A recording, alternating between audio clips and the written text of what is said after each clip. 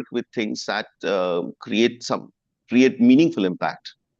Absolutely. So when we even prepare our programs or curriculums, we always say that we are preparing it for the industry 4.0 or society 5.0. So that's very much required, such kind of updates. A following question, like how can aspiring designers stay updated and learn to work in an interdisciplinary design environment? Any quick suggestions? Yeah, before I answer that, I would like to take a quick pause, assuming that everybody can hear on the platform as well as on the YouTube who have joined us on the YouTube. If you can just get a quick confirmation, please. Sure, we'll do that. Anyway, so I think answering to your questions, I think staying updated on the required commitment to continuous learning, they can engage on the easily available platforms like Coursera, Skillshare to explore the new skills across the disciplines of psychology, data analytics, UI, UX, if I talk about interaction design. There are so many platforms and access to professionals are readily available nowadays. So networking with the professionals from the various field can offer a great perspective beyond this seminar that we are having.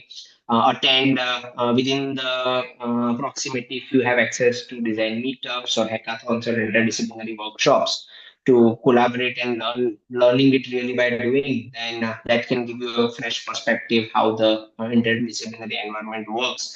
And apart from that, the traditional approach of reading book can really combine the diverse understanding, starting with something as simple as design of everyday things by Don Norman, or if you really want to understand something from the field of interaction, then AI and design thinking for tech-driven approaches. So these things can be a very first step to getting a first hands-on experience, I would say.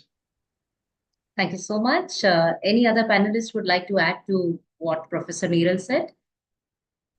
Just to take it a little like Niral gave a very good kind of a short manual, as to what kind of activities and all that one needs to do that.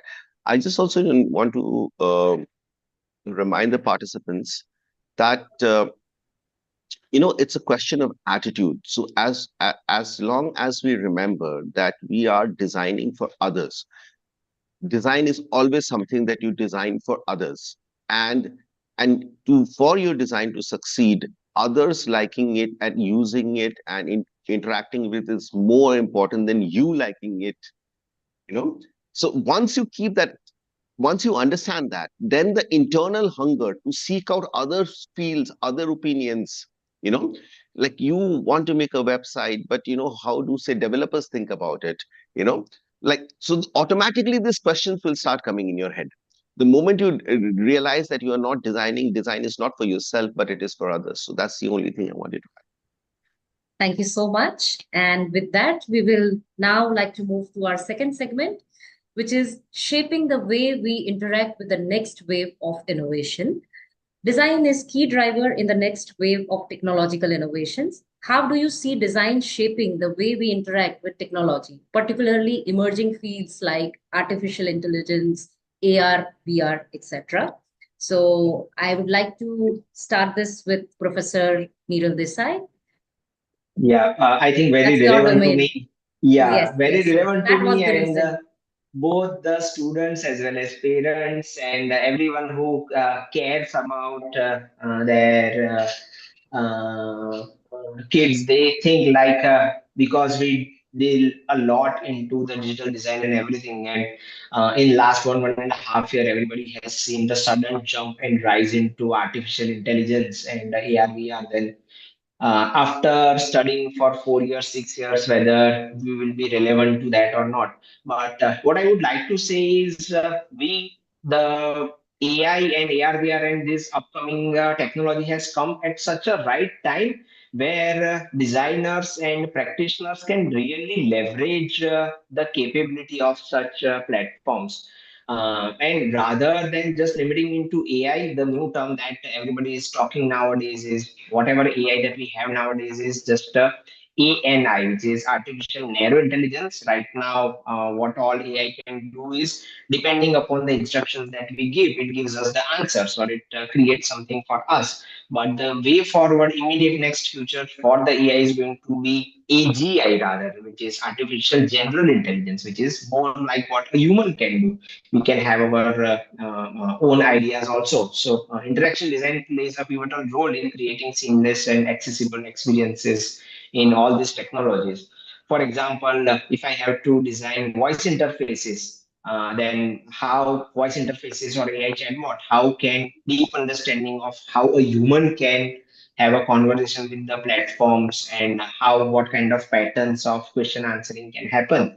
So that is where how probably Alexa or Google or Siri were answering to our questions 3 4 years ago versus how do they answer nowadays. You may see a significant difference in how cognitive aspects or the conversational pattern has evolved to more natural kind of conversation, and that is where things are going to go on. Same way for AR and VR, augmented reality, virtual reality, the focus shifts to creating more immersive, more intuitive kind of an environment, which seamlessly blends the physical world as well as the digital realities, whether it's through gamification of the educational tools or realistic simulations, where designers must ensure that these technologies remain accessible, inclusive, and engaging for both designers as well as, most importantly, for users, as Rahul sir rightly said. So, as these fields evolve, designers' responsibility grows to not only enhance the usability but also to consider ethical implications such as data privacy and user well-being also. Thank you so much. What are your thoughts on this, Harish sir, especially in the area of interior and spatial design? How is the next wave of innovation that we see?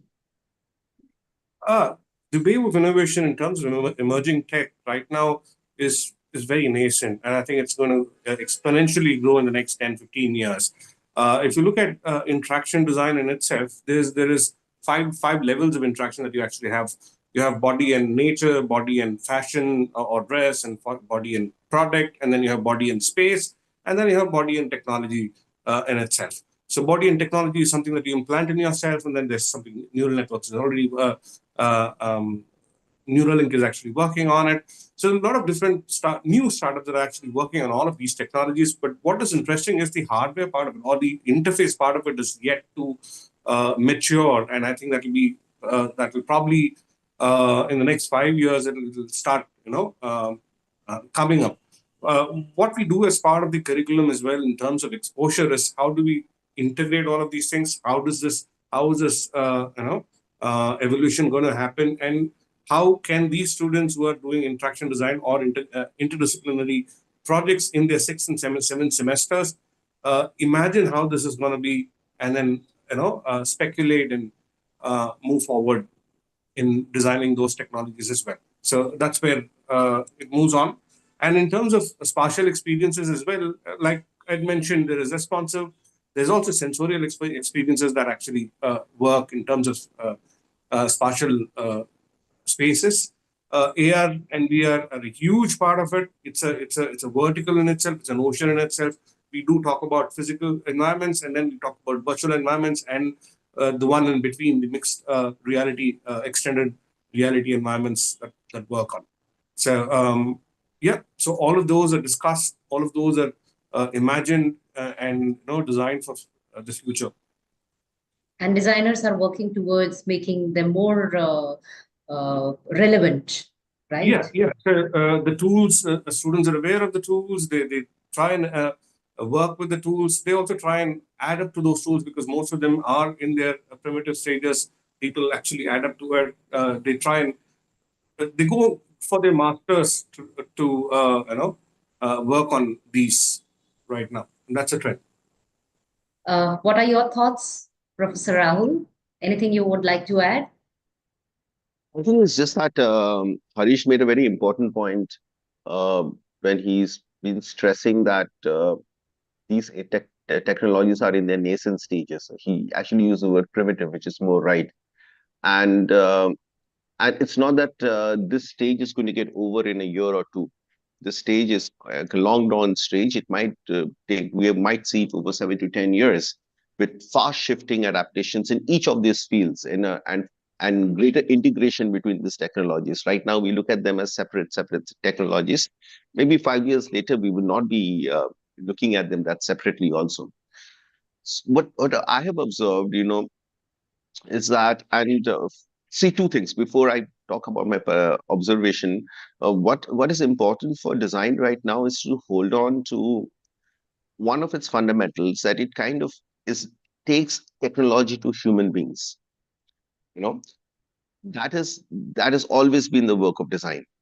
It kind of creates the human technology spaces interactions.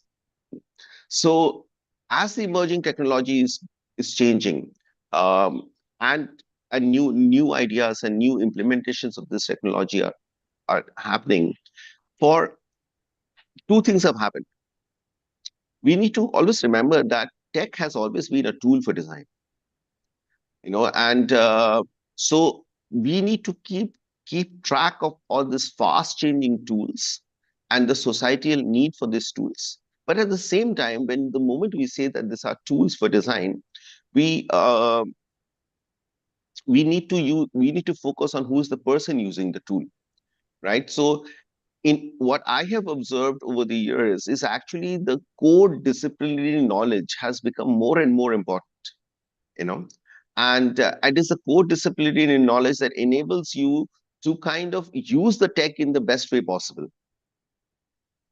Like for example, if you're working with AI bots, and Niral rightly give an example of say voice interfaces, right? And the core, everything that we are making are actually being made for human beings and human societal consumptions. And designers are actually playing the biggest role there, because most of now let's talk from the Indian point of view for a bit. Most of these emerging techs are being invented outside India, right? They're basically coming out of Silicon Valley. But Silicon Valley is like creating technology for their own requirement, for their own ambitions, and therefore own goals. But how is that tech created by Silicon Valley use-worthy and humanized for, say, a middle class Indian person? And that is the main job of the designers right now. So, and that is why designers need to know tech. We cannot be left behind thinking that they are just tools. Yes, they are being tools, but your two tools are being updated and changed every day.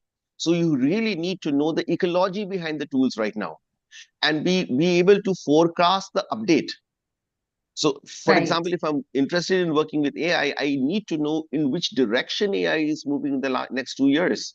For so that Who element is are very going to important, be the Manini. users? Like giving an example, UPI payments in India, how Yeah. accessible it has been made for vendors, hawkers, like, even Yeah, a and it's sabzi wala, you groundbreaking. see. It's Yes, yes, yes, groundbreaking, yes. right? Like we've taken innovations that happen in other countries for different reasons. We kind of contextualized it for India. So that's the other keyword that human designers are having to do with technology, not only to humanize it, but to contextualize it for local practical uses. A At deep the end, it has to understanding of who the users absolutely. are. Yes, yes, Yeah. yes. All right. Thank you, everyone. Now we move to our next segment, which is global perspective, collaborations across continents. Design is increasingly becoming global, and collaborations across continents are key for innovation. What's your perspective on how design education foster global mindset, and how do cross-border collaborations impact designers today? And let's start with Professor Upasna, who heads our global design program, where Then, we give a very unique opportunity through this program to our students to, they don't limit themselves to one domain, and rather they don't limit themselves to one city, one country. So over to absolutely. you. Thank Yes. you, Manini. Manini, as you know, design has truly become a global language, and cross-border collaborations are now the heart of innovation. So, in design education, it plays a vital role in fostering global mindset and preparing designers to thrive in interconnected world. Like at the moment, you can see internet is something which is like very common and everyone is using from from an urban city to a very rural point. So, design education today often emphasizes cultural sensitivity and diverse perspectives, and students are encouraged to explore design practices from different parts of the world. And also understanding how local traditions, values, and needs are required to shape the design solution. A program like ours, Global Design Program, and I'm very proud of it, which allows students to study and collaborate international on our international settings. These experiences are not only broadened with their design vocabulary, but also to teach and adapt from communication to, these are the very essential traits for global designers. Uh, by blending multiple design disciplines with global challenges like sustainability and technology, nowadays students develop the ability to create solutions that resonate across culture and geographical boundaries. So nowadays, the impact of cross culture and cross border collaborations on designers are going beyond innovations through diversity. It's mostly towards the real world application, building global network, and also the future design lies in collaborations. I'm repeating again because it's not now the competition, but it's the collaboration which is the highlight. Designers who can navigate global context and integrate diverse viewpoints will be at the forefront of innovation now going forward. Um, Global mindset also enables designers to not only adapt for rapidly changing world, but also it actively shapes by addressing challenges that goes beyond borders. So now global design education and cross-border collaborations empower designers to think big, work inclusively, and innovate with a purpose. So for designers, embracing the global approach is also a key to staying relevant and making meaningful impact in the design world. So definitely, I mean, that's my answer to you, Mani. Yes. Thank you. What are your thoughts, Professor Rahul? Um, so of course, Upasana as the head of GDP, she's kind of spelled it out. My observation on this is, Manini, there's something that we normally don't talk about right now, but the 2 years of 2.5 years of COVID-19, it really shaped the way people have been designing. There was already a trend towards globalization of design and globalization of design teams, but the way it transformed after during the lockdown period, how like I have friends who run animation studios in Assam, whose interns are from France, whose music directors are in UK, whose producer is in Japan. I mean, it's crazy, and it's happening at a Terms like locally we got to hear during COVID, right? yeah, exactly. So actually that local, it sounds like funny, but it's a very key term because the trend now. It's not the 90s kind of trend of globalization. When certain global values and all were going across the world. Now the trend now is to have effective global and local networks that and so when you are working in this kind of teams, the key thing is to be able to so your expertise in your local domain also becomes extremely important, as well as because that is the key input that maybe you are bringing in, you know True, and but what is also important is your ability to understand 10 other local domains, true, with equal sensitivity. And this, when we change domains, it's not just societal domains, which changing of domains, technology also changes, a lot of things changes. Like even in India, for example, if you are in a tier 1 city and doing conference calls with people in, say, tier 3 cities, you will experience completely different problems and networks and electricity issues and very, very different things. But imagine that happening in a global scale. And like when I was a part of this food design think tank in that Cumulus started during COVID, it was one of the most global think tanks I was a part of, like from Chile, Brazil, Singapore, Vietnam, France, and of course me being in India. And and actually, these experiences are great experiences because design has become cosmopolitan. You know, Right. the how, and because design has become cosmopolitan, the intermingling is. I think it's a moment to. This is one thing I feel that is one moment to celebrate. Actually, So true. yeah. Additionally, I think one more point I would like to add over here is beyond COVID, access to social media, access to OTT platforms, access to variety of applications really made us a global citizen where people in India are watching Korean TV series, we are following American, European, cult classic, etc. That makes us realize about global culture much more than ever before.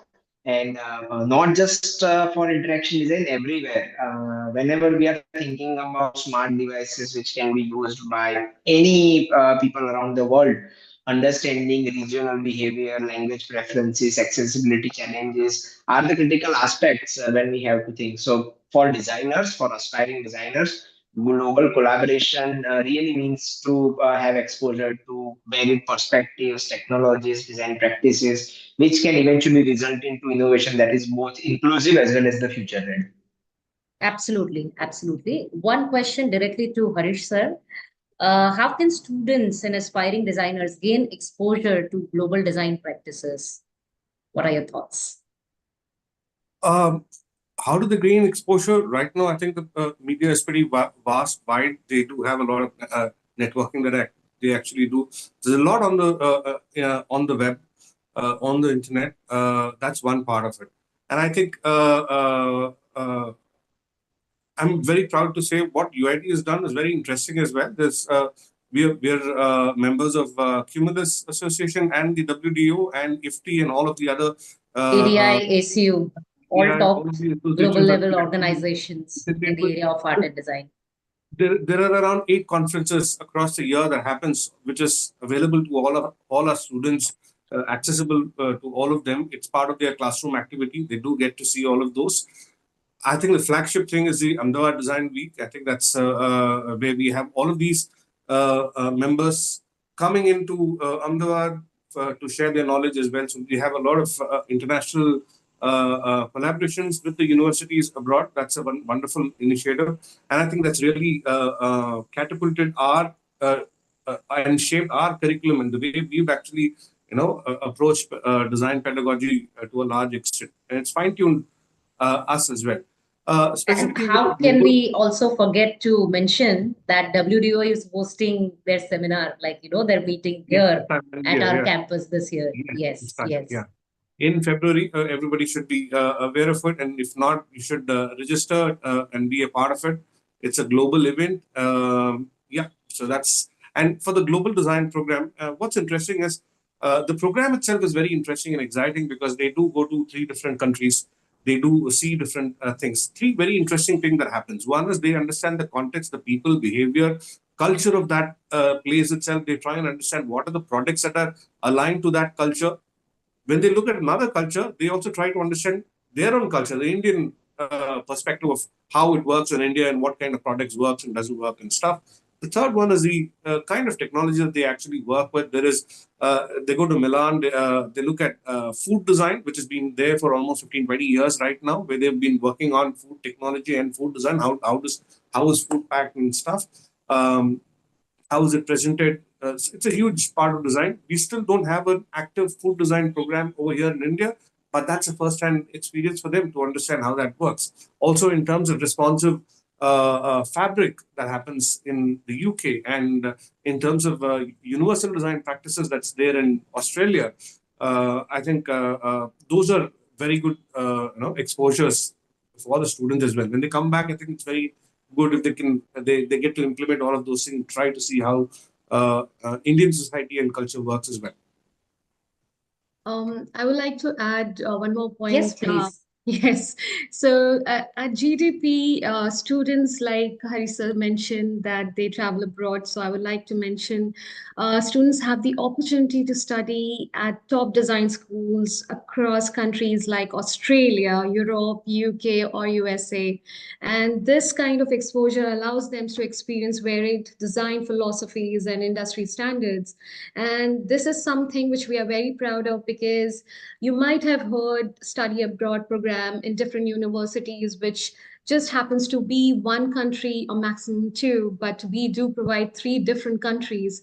And that is something which has maximum growth, and you learn from different faculty, international faculty, and the approaches are very different, and how they are equipped with all these technologies.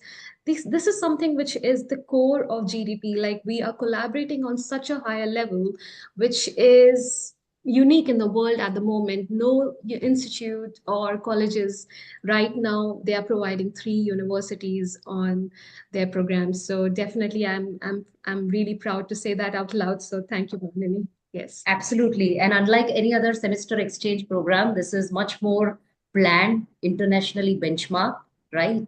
And designed by, I would say, four top institutes globally, This is like right? this is like Pancho going into any of the classes in Three Idiots. This is like getting into any of the universities and sitting in one of the Yes, programs yes, to yes, understand yes. them. And you actually Definitely. become part of that institute. You interact with students from so many countries, faculty from so many countries, learning from in global level platforms like classrooms, labs, and studios, knowing various techniques, technology, and a lot of scope of collaboration here. Also the faculties who go in for exchange, who teach over there, people who come Yes, here. I think that's wonderful. yes. So tremendous exchange happens through our GDP program. All right, then. Thank you, everyone. And we move to our next segment, which is guiding you to the perfect design discipline where passion meets purpose. There are so many design disciplines to explore. How can an inspiring designer identify their ideal path, like that sweet spot where passion meets purpose? Who would like to go first here? Harish, sir. This is like choosing flavors in a Baskin Robbins. I'm sure it's a tough thing for most people, but what happens is uh, through the foundation program, what happens is they do try and understand, or even during the preparation for a design school, they try and understand their purpose. They try and understand their inclinations. Is it three important directions that you can actually look for is am I interested in space? Am I interested in clothing and textile and fashion? Or am I interested in graphic? Or am I interested in products? Four specific areas, if you can, Four spy major down on. domains. Yeah, major domains. And then you look at even if you can, through a process of elimination, come down to two of it. I think that's a good thing to do, and that probably is a very genuine, feedback that your mind gives on two different things. Now you can decide if which one would you want to do it for the undergrad, and which one would you want to do it for the postgrad, or how do you want to translate it into a slightly multidisciplinary educational experience as well. So that's kind of an interesting area to work with, because most designers right now and in the future are going to be multidisciplinary designers. You probably have a base bachelor's which you have in a certain field, and then you probably go into practicing something else in terms of your work and practice itself. Then in the masters you can explore another field as well. Now then it becomes a little more interesting, because essentially we are carriers of narratives. We create narratives, and we try to tell stories through the kind of experiences in terms of textile product, a space, or graphic in itself. So the core should be, the base should be pretty well set, and I think that's the way forward if you are still confused. True, true.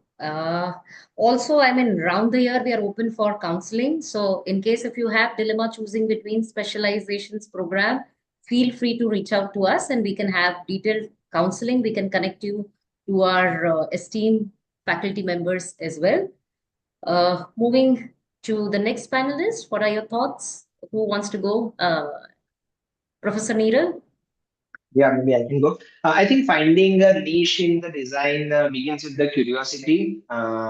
You can start by exploring your area of interest. If you are interested in something like a technology, storytelling, problem solving, which goes for everyone in general, human behavior, then interaction design can be the space where which uniquely combines this all these elements that I talked about, enabling you to address challenges in the sectors like healthcare, fintech, education, entertainment.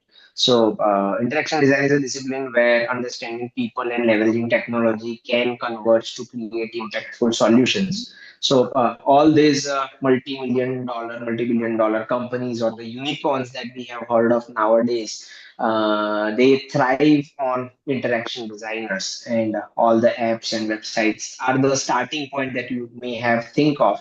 So that is where so if one is really interested into these kind of areas, they can think of getting into interaction design. But as Harish rightly said, so first year as a foundation really gives them an opportunity to understand various aspects of the design and understanding the foundation. I think key thing for anyone if they want to decide on to where do they want to go up to, then experimentation is the key thing. Immerse yourself into various basic projects, try to understand, learn from some industry expert or so these kind of sessions. As Manini ma'am already said, they can reach out to us as well. So based on that, your passion will align with the purpose when you find a domain where your work drives you into the meaningful change that you wish to bring it out. Thank you so much. Professor So Rahul? yeah, I remember we having a conversation yesterday, Manini, Yes. where we were talking about design being this wonderful fields where you need separate doors to enter through, but once you enter, you can also move pretty freely inside that From field, you know. yes, yes, yes. And I think it's very important to kind of highlight that, especially for uh, aspiring design students, because sometimes people take a lot of pressure that, and I think it's important to not take that pressure and to enjoy the journey. If I have to talk about communication design as such, then we always say that the key to communication design is a passion for storytelling, and especially the passion to express storytelling visually. Uh, and that has been the core of understanding communication design over a long time. Visual, but storytelling, the idea of a brand visually out, storytelling, any kind of communication, right? But right now, actually, the scope has also changed because it is gone beyond the scope of just storytelling. And as Harish pointed out earlier in the webinar, design is also focused on generating experiences. Now, this everybody that's a common ground, and that is also what in the interdisciplinarity that we were talking about before. So, but the passion for storytelling still remains crucial. The delivery of the way we deliver the storytelling, that has changed. We are not necessarily storytelling. We are maybe co-creating stories, and but that passion is there.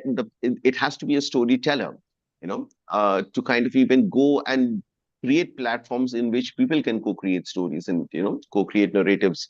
So that remains important to communication design. Uh, However, in terms of but that is also something that maybe Niral will not say that storytelling is not important to interaction design at all, you know uh, I mean, nobody, no Upasna will not say that storytelling is not important to fashion design at all. So design is that's why this is a unique field, and what to nurture. uh, I would say the important thing, because the journey is long. It's a 4-year education and then a lifetime of practice. So I think the core things would remain, say, curiosity, observation, you know um, uh, because without observing and without being curious, you are not actually in the game. like everything that we talked about now, the different changing technologies, interdisciplinary teams, or everything that you can actually partake and actually be part of is only if you have a very curious exploratory mind, and design is, we are in the world of making, right? So we are one of the few disciplines that have very strong theoretical groundings as well as very strong practical groundings, and it's a very rare combination. Medicine has it, architecture has it, But maybe when you said medicine, sorry, I would like to add something. I think we were discussing about this yesterday only, that if you go in yeah, the yeah, yeah, medical exactly. area, right? If you are a dentist, you only get to check teeth. It's not the case Yeah, with so designers. medicine has this very narrow gate closings. Though it's a wonderful, though it is also very project based learning, good mixture of theory and practical knowledge. Like engineering doesn't have enough practical knowledge. They don't have enough studio production work. Like at a final year of as an engineer, you don't actually build a bridge. you know but in design we actually have to build what we are thinking of. So that mixture of learning, to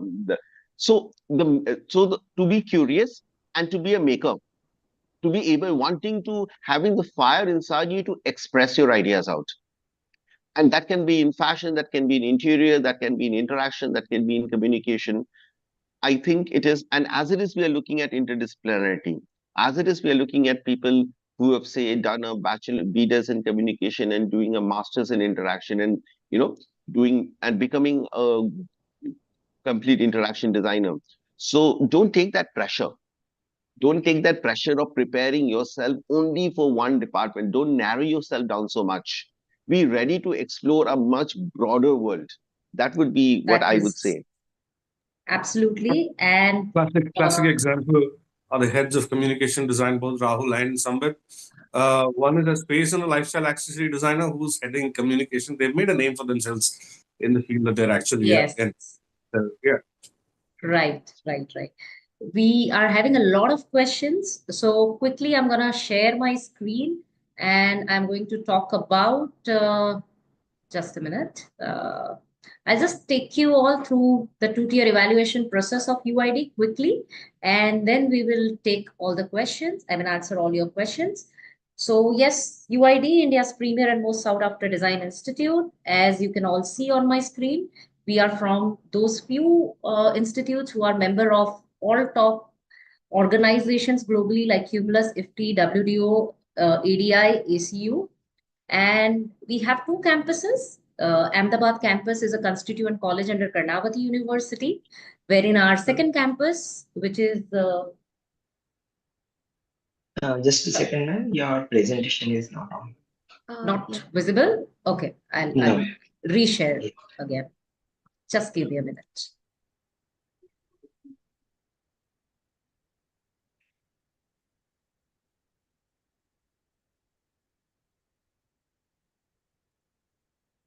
Is it visible now? Yes, now we can see. Thank you. Yes. All right. Yeah. So all the programs that we design are in, with strong professional emphasis and in close partnership with the industry. With two of our sprawling campuses, Ahmedabad campus is a constituent college under Karnavati University, wherein the NCR campus is in collaboration with GD Goenka University, Gurugram. And the curriculum foster a powerful synergy between traditional art, craft, and techniques to the latest technologies like AI, AR, VR, MR, XR, 3D printing, unleashing infinite creative opportunities. Just all right. Quickly about the programs. So we have 21 programs that we offer at UG and PG level under 7 specialized departments. And the information is available on our website. So basically A to Z in designing that we offer. And you can go through each program, what are the areas covered, what are the career prospects, do a bit of comparison yourself. And then anytime you require any guidance, any counseling, feel free to reach out to us. choose the right institute for yourself, because you are at a point currently wherein it's very important for you to choose the right institute that can support your design journey in a right way. When we talk about UID, of course, 20 plus programs, 45 plus advanced labs and studios that supports your creative journey, learning by doing, from 1,200 plus recruiters globally to 30 plus international collaborations. And also we have 200 plus full-time faculty members. We also follow a 13:1 student faculty ratio, which is internationally benchmarked. We also have a mentor-mentee system, because today, I mean, after taking the counseling, you might decide on which discipline you want to choose. But in your this journey of 4 years of bachelor's or 2 years of master's, you will constantly require guidance from your mentor in terms of choosing the right elective, right projects that can, enhance your learning, that aligns with your further interest area, and choosing the right exit, whether you should go for placement, take a bit of experience, or you should go further and continue your academic journey, go for masters, or you already have an idea and you're ready for startup. So for that, mentor-mentee system is very important, which we follow. So look out for institute which uh, sets all the parameters right for your this journey to become a successful designer, future designer. We have a lot of questions around the two-tier evaluation process of UID. So quickly, we'll tell you the application window for admissions 25-26 is closing soon. And UID, just like any other institute of repute, has only one single round of general category admissions that we do every year. So if you haven't applied, apply at the earliest. The tier 1 examination, that is design aptitude test, is scheduled to take place in online mode on 25th of January from 1 p.m. to 4 p.m. And tier 2 has two components. If you opt for offline mode, for Ahmedabad, for Ahmedabad aspirants, it is mandatory for you to appear for this examination in offline mode. But do not worry, we have kept the dates which are post your boards, and it's a one-day process. So you can book your convenient date from the 15 days window and come down here to appear for situation test and portfolio evaluation.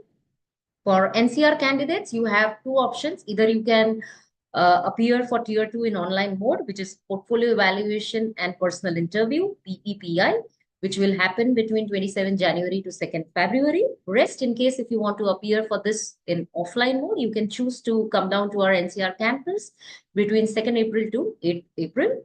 The slots are available on first come, first serve basis. So book your slot at the earliest so that you can appear for this examination at your convenient date and slot.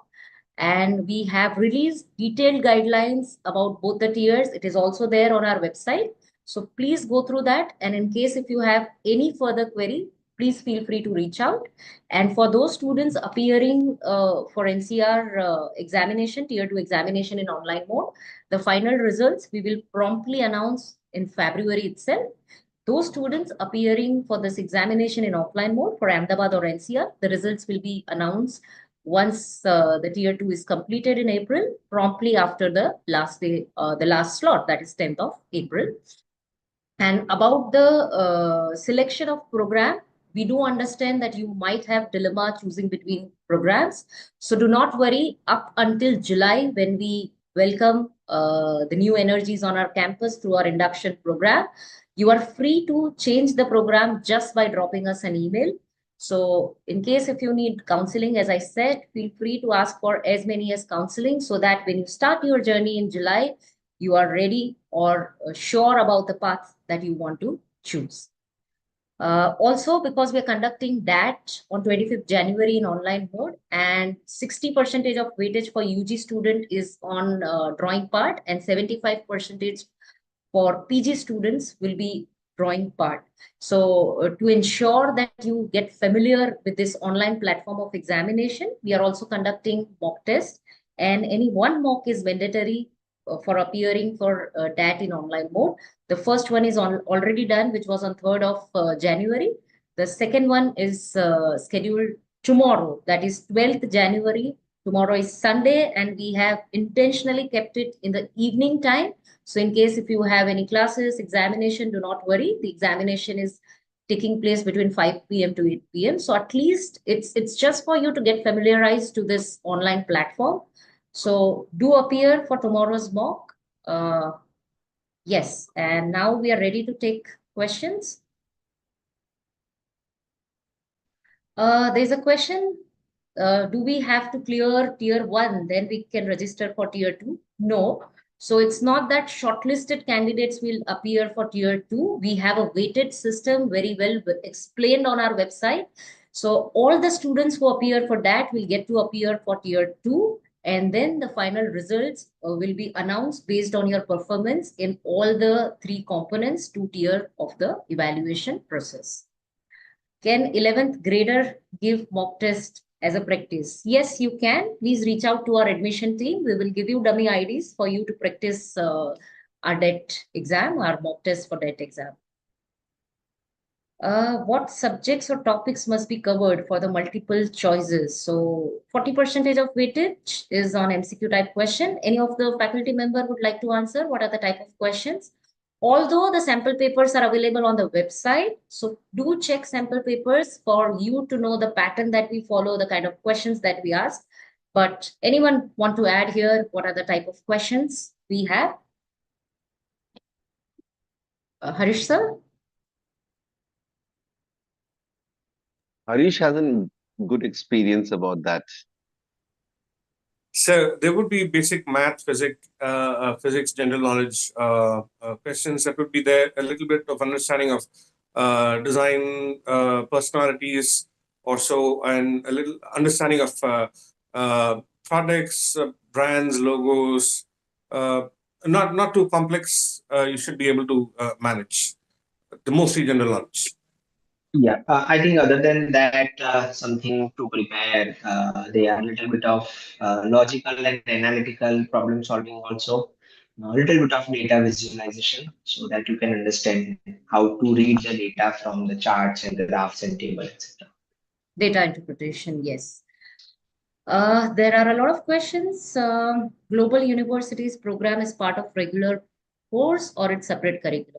So even if you have not opted for GDP, if you go for any other program that we offer at UID, you will have tremendous opportunities coming your way through our collaboration with 30 plus top institutes globally.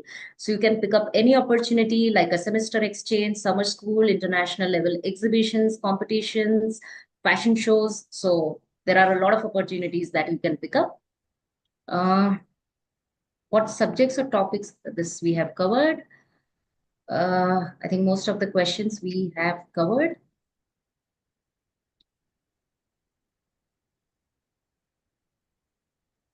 Can we change the discipline in second year? So the first semester is going to be complete common foundation. From second semester, we start introducing few subjects that aligns with your area of interest, the program that you have opted for. So it is not possible to change once the second semester begins. So in your offer letter, we will mention the process of how to change before the second semester starts. So the final window, in case if you want to change, will be before the second semester starts. So that's the timeline for that. I think we have covered all the questions. Can a student choose the main line like interior design and choose any other designing inside? Of course, any of the faculty member would like to answer this about the interdisciplinary electives. Within the spatial experience, spatial design program, you do have 3 programs, 3 courses that are there. One is an interior architecture design. The other one is spatial experience design. The third one is furniture and interior design. The third course mentioned furniture and interior, focuses specifically on furniture. All 4 years, there will be a huge emphasis on furniture design in itself, a little less on interiors, but your understanding of interiors is required if you need to design furniture. Furniture is not just chairs and tables, it's also partitions, facades, and all of those that actually windows and all of those things actually come in. Spatial experience is spatial narratives. How do you tell stories, and how do you work with phygital environments where you do have digital experiences within physical spaces, spatial retail spaces or hospitality or commercial spaces that happen. Interior architecture is a little between spatial experience design is entirely interior. Furniture design, as mentioned, is furniture. Interior architecture and design is between the outside and the inside. So it's a space which has got urban interventions, urban contexts that you actually work with. You also work with open, how do you say, common spaces that actually happen along with interior spaces. So that's the area that works on. There's a lot more emphasis on structure, on a lot more on architecture, spatial design in interior architecture and design. Interior spatial experience design works a lot more on identity, storytelling, narrative, branding, and the interior experience in itself. Furniture is clear furniture. You'll explore materials as part of it, wood, metal to a large extent, and how do you actually work with flat pack furnitures, or how can you design contract furnitures or so on. Yeah, if that gives a And perspective. yeah, and all the programs that we offer, you have, because there are a lot of questions coming around whether they can choose subjects from any other domain or not. Yes, we do have interdisciplinary electives that you get to choose. Apart from that, you also have an option to choose transdisciplinary elective. You want to learn a subject, you are a student of communication design, you want to learn subjects from fashion, interior, product, yes, open to it. Also transdisciplinary, you want to learn subjects from management, law, liberal arts. So you do have, I mean, you have such This options time, too. Manini, we are prototyping interdisciplinary design project in UID for the first time. So it's not only taking an elective, but actually to be part that gives an opportunity to be a part of interdisciplinary teams right in your student times. So that's a very big thing. And increasingly, from the communication design point of view, Manini, I need to spell out one thing like Harish spelled out for interiors, that we are also offering micro specializations inside communication design, and that's come our direction over the last 1.5 years, because students are coming in, and communication design is a very broad field in terms of your end work as a designer, in terms of the jobs that you get, and in terms of the practice that you do. So we realize that we have demand, and even from the industry and from the students who are purely graphic design oriented, and that's a very important field. And from graphic design and branding and advanced brand storytelling is like one kind of a documentation, one kind of a micro specialization that we are giving. We have then motion graphics, basically experiential design, when you're combining AR, VR with projection mapping, motion graphics, and you get to build that separate portfolio through a series of layered electives right from your Right, fourth semester onwards.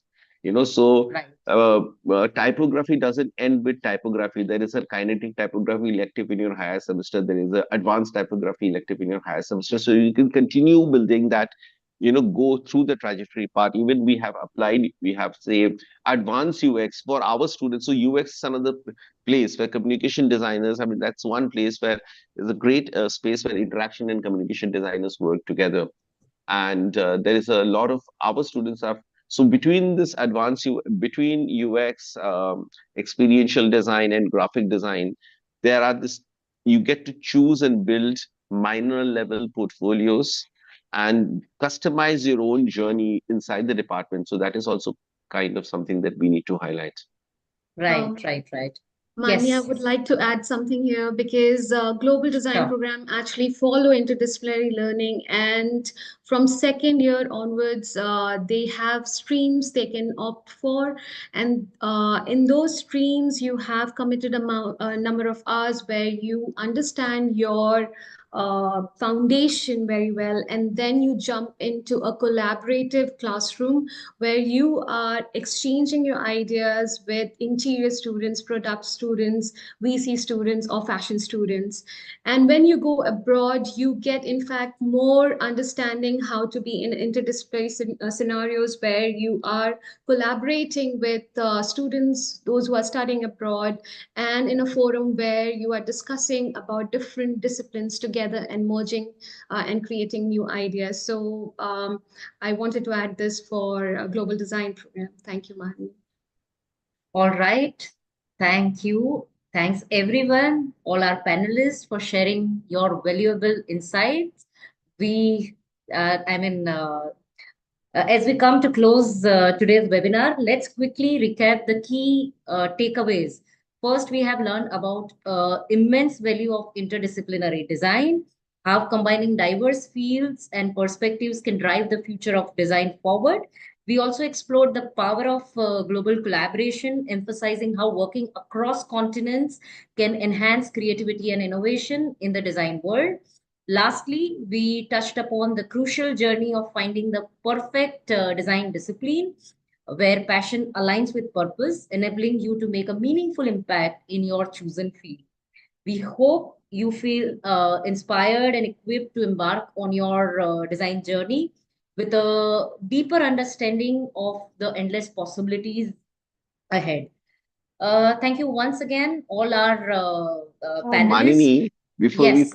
finally went up, there is a last question with a please to answer, and that is towards MDes. So, I mean, we know the focus this time was different, but to the person who asked the question, I just want to say that UID has a very robust MDes program. And this year, with the kind of changes we've built into the program, so one of the things about UID is that we have the eyes on the ground and we update things very fast according to the requirements of all stakeholders involved. And so do connect with Manini and the rest of the team and get more information about the MDes. But UID is now a very good university to come and study your MDes in. Yes, yes. Thank you all once again, and especially our speakers for taking this time and inspiring the future designers. So that's about it. Stay curious and feel free to get in touch with us anytime for knowing anything and everything around design. Stay creative and continue to pursue your design dreams. Have a wonderful day ahead. Thank you, everyone. And in case if any of your questions were unanswered, there's a single number you can reach out to us. I'll also share on the screen before ending so that you can note down in case if you don't have. Otherwise, it's there on our website as well. So these are our contact information. I hope my screen is visible. Yes. Yes, yes, yes. So we have a very dynamic and I mean super supportive admission team. You can reach out to them on 9266663225 or you can email them, and our website is uid.edu.in. You can find all our details on our website. You can also follow us on our social media handles. We are on Facebook, we are on Instagram, YouTube, LinkedIn. So stay in touch and all the best, everyone.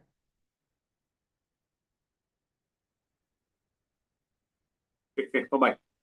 Bye. Bye-bye.